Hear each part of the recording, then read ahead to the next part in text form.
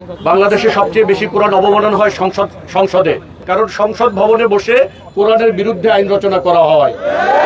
ঠিক আছে, কোরআনের অবমাননা প্রতিরোধের যে যাত্রা, এটা শুধু এখানে সীমাবদ্ধ নয়, এটার ন্যাশনাল এবং আন্তর্জাতিক স্কেল আছে, এবং ইনশাআল্লাহ আমরা এই আন্দোলনকে সেখানে নিয়ে যাব। দ্বিতীয় হলো, আজকের নর্থ সাউথের যে ব্যক্তি অপূর্ব পাল নামক যে কুলাঙ্গারের ঘটনা, কোরআন অবমাননার প্রেক্ষিতে আমরা এখানে একত্রিত হয়েছি।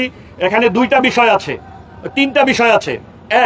এক নম্বর বিষয় হলো আপনার ওই ব্যক্তির সাথে সংশ্লিষ্ট বিষয়, 2 নম্বর হলো নর্থ সাউথ বিশ্ববিদ্যালয়ের সাথে সংশ্লিষ্ট বিষয়, 3 নম্বর হলো রাষ্ট্রের সাথে সংশ্লিষ্ট বিষয়।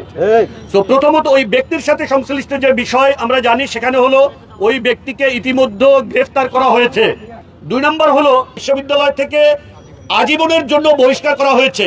3 নম্বর, বিশ্ববিদ্যালয় কর্তৃপক্ষ বাদী হয়ে তার বিরুদ্ধে আইনগত ব্যবস্থা নেওয়ার প্রক্রিয়া শুরু করেছে। এবং আরো কিছু ব্যাপার আছে যে ব্যাপারগুলো বিশ্ববিদ্যালয়ের সাথে সম্পৃক্ত। সেই ব্যাপারগুলো শুধুমাত্র এই ঘটনার সাথে না, যেমন এই বিশ্ববিদ্যালয়ের অনেক ঘটনা আছে। আমরা জানি এই বিশ্ববিদ্যালয়ে একজন শিক্ষক, তিনি ক্লাসে হাদিস কোট করার কারণে তাকে সাসপেন্ড করা হয়েছিল, তাকে ফিরিয়ে আনা হয় নাই, নানা রকম অজুহাত এবং বাহানা দেওয়া হচ্ছে।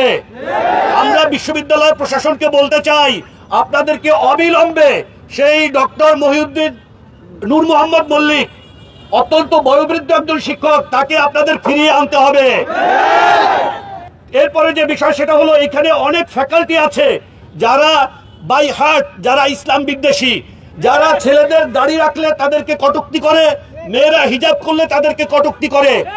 এমন রেকর্ড আমাদের কাছে আছে যে এখানকার কোন নারী ফ্যাকাল্টি একজন হিজাবী নারীদেরকে বিচ বলে গালি দিয়েছে। আমরা বিশ্ববিদ্যালয় প্রশাসনকে বলতে চাই, এই সকল কুলাঙ্গার ফ্যাকাল্টিদেরকে বিশ্ববিদ্যালয় থেকে বহিষ্কার করতে হবে। এবং বিশ্ববিদ্যালয়ে আমরা জানি যে বিশ্ববিদ্যালয়ে জিম ট্রেনার আছে, বিশ্ববিদ্যালয়ে যোগা ট্রেনার আছে, বিশ্ববিদ্যালয়ে সাইকোলজিস্ট আছে, কিন্তু বিশ্ববিদ্যালয়ে প্রপার ধর্মীয় শিক্ষার জন্য কিংবা ধর্মীয় দিক থেকে মানুষকে নৈতিক শিক্ষার জন্য একজন কোনো ভালো ইমাম স্থায়ীভাবে এখানে রাখার ব্যবস্থা করা হয় না। এটার ব্যবস্থা করতে হবে।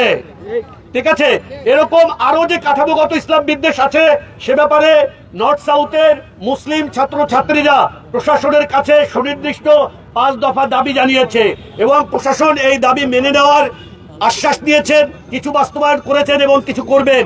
আমরা প্রশাসনকে 3 দিন সময় দিচ্ছি। যদি এই 3 দিনের ভিতরে প্রশাসন এই দাবিগুলো বাস্তবায়ন সঠিকভাবে না করে, তাহলে তার পরবর্তী যে কোনো খারাপ পরিস্থিতির জন্য প্রশাসন দায়ী থাকবে।